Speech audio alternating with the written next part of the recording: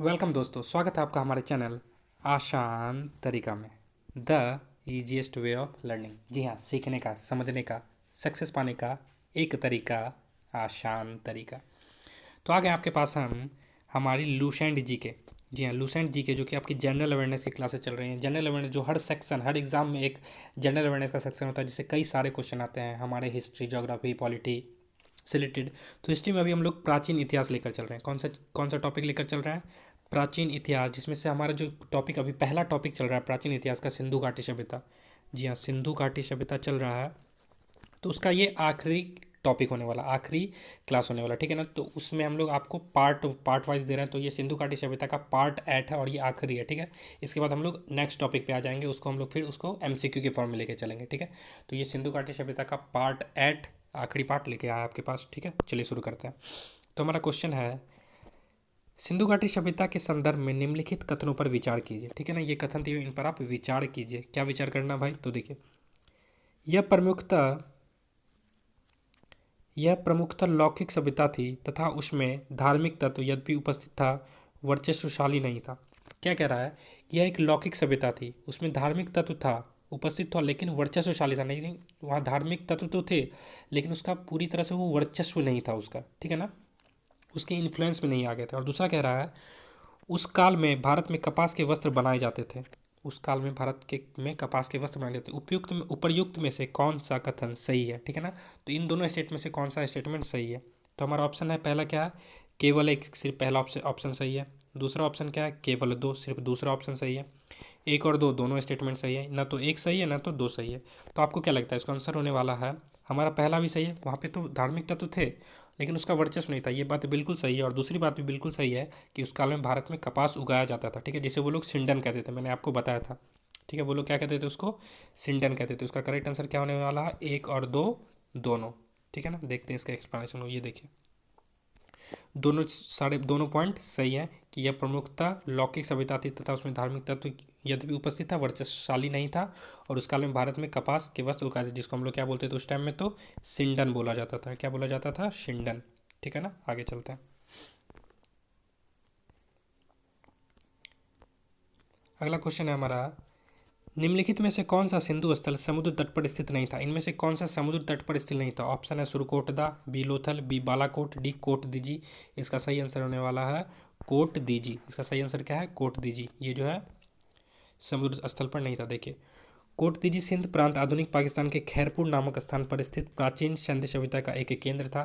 सर्वप्रथम इसकी खोज धुड़िये ने 1935 ईस्वी में की थी। क्वेश्चन बन गया यहाँ पर, इसकी खोज कोट दीजी की खोज किसने की थी? तो धुड़िये ने 1935 ईस्वी में की थी।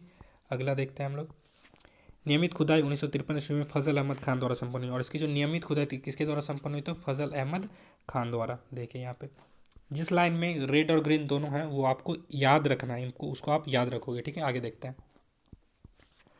कोट दीजी के विस्तृत स्तर में कांस की चपटे, फलक वाली कुल्हाड़ी, तिराग्र, छैनी, अंगूठी व दोहरी एवं एक हरी चूड़ियाँ आदि वस्तुएं मिली, ठीक है ना। यह स्थल मोहनजोदड़ो के समीप स्थित है। यह कहाँ पे स्थित था? तो मोहनजोदड़ो के नज़दीक में। चलते हैं हमारे नेक्स्ट क्वेश्चन की और। तो हमारा अगला क्वेश्चन है,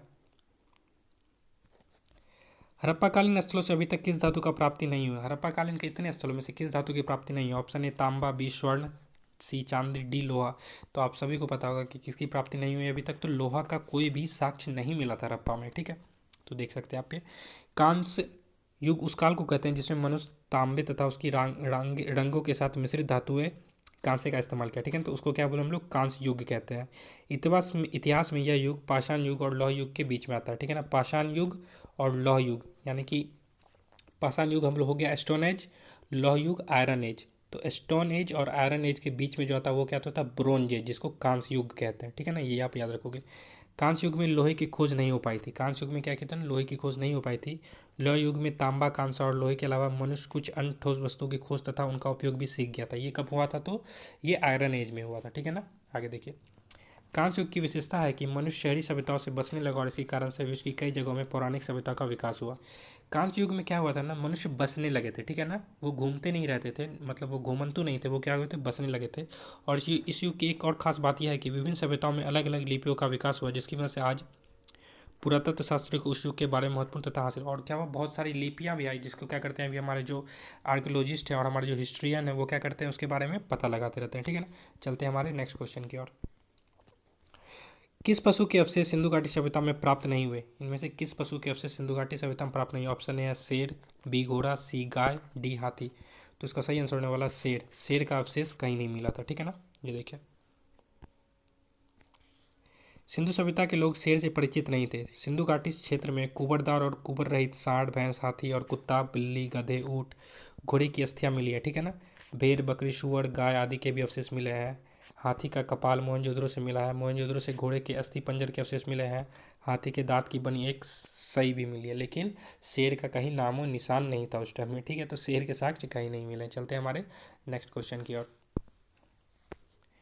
ये हमारा क्वेश्चन है, हड़प्पा सभ्यता का सर्वाधिक मान्यता प्राप्त काल है। हड़प्पा सभ्यता का सर्वाधिक मान्यता प्राप्त काल कौन सा है? तो ऑप्शन है 2500 से 1750 ईसा पूर्व, 2800 से 2000 ईसा पूर्व, 3500 से 1800 ईसा पूर्व, निश्चित नहीं हो सकता है। तो सबसे जो माना जाता है ना वो काल क्या है, 2500 से 1750। आपको अलग अलग बुक में अलग अलग दिखेंगे कि कहीं पर 2300 दिखेगा, कहीं पर 2350 दिखेगा, लेकिन जो सबसे ज़्यादा माना जाता है वो क्या है, 2500 ईसा पूर्व से 1750 ईसा पूर्व हड़प्पा सभ्यता का काल था ये, ठीक है।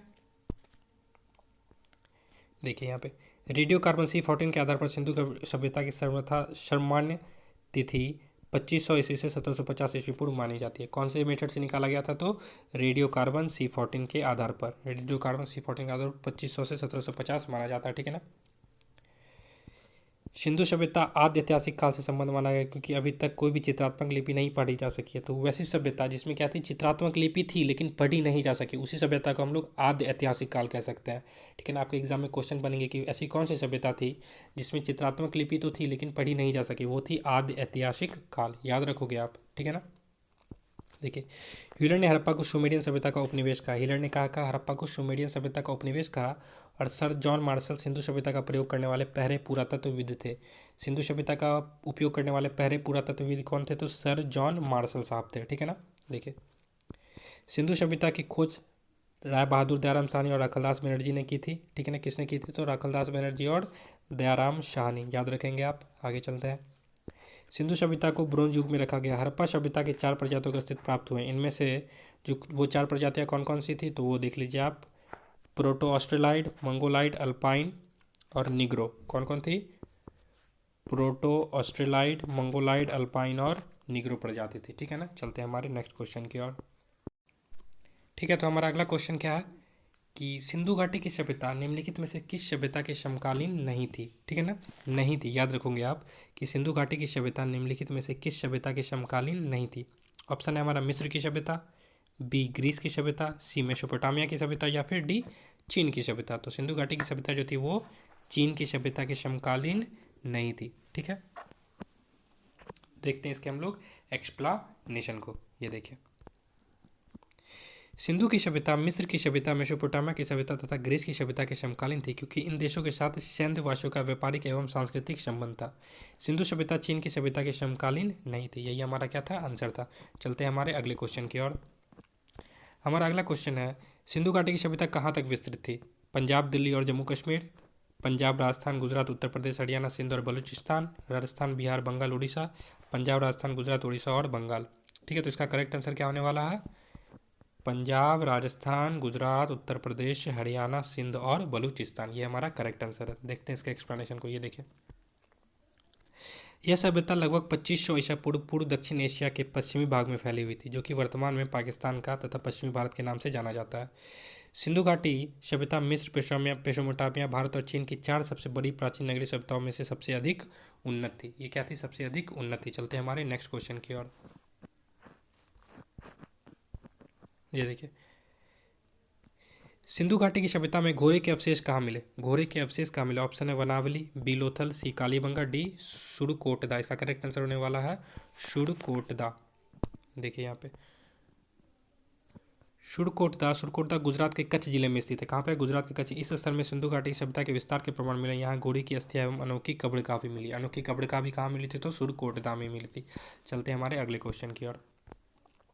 देखिए, हमारा अगला क्वेश्चन है, सिंधु घाटी स्थल कालीबंगन किस प्रदेश में? ऑप्शन है गुजरात, बी राजस्थान, सी मध्य प्रदेश, डी उत्तर प्रदेश। ठीक है, तो इसका करेक्ट आंसर क्या होने वाला है? राजस्थान। कालीबंगन कहाँ पे है? तो राजस्थान में। ये देखिए, कालीबंगन राजस्थान के हनुमानगढ़ जिले का एक प्राचीन एवं ऐतिहासिक स्थल। यहाँ हड़प्पा सभ्यता के बहुत दिलचस्प और महत्वपूर्ण अवशेष मिले हैं। कालीबंगा एक छोटा नगर था। यहाँ एक दुर्ग मिला। प्राचीन दसद्रुती सरस्वती नदी घाटी, वर्तमान में घग्गर नदी का क्षेत्र में संदर सभ्यता से प्राचीन कालीबंगन की सभ्यता पल्लवित और पुष्पित हुई है। ठीक है, चलते हैं हमारे अब नेक्स्ट क्वेश्चन की। और तो हमारा अगला क्वेश्चन है और आज का आखिरी क्वेश्चन भी है कि निम्नलिखित में से किस पदार्थ का उपयोग हड़प्पा काल की मुद्राओं के निर्माण में मुख्य रूप से किया गया था? ठीक है ना। ऑप्शन है कांसा, तांबा, लोहा या फिर एस्टेटाइट। मुख्य रूप से किसका? तो एस्टेटाइट यानी कि सेलखड़ी के पत्थर का उपयोग बहुत ज़्यादा किया जाता था। देखिए, सेलखड़ी का रत्न कौन से रंग का होता है? तो सफ़ेद रंग का होता है। सेलखड़ी का रत्न सफ़ेद रंग का मृदु पत्थर होता है।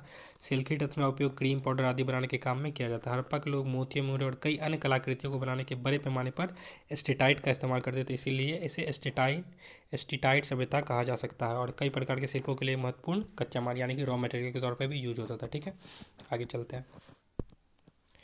तो थैंक यू सो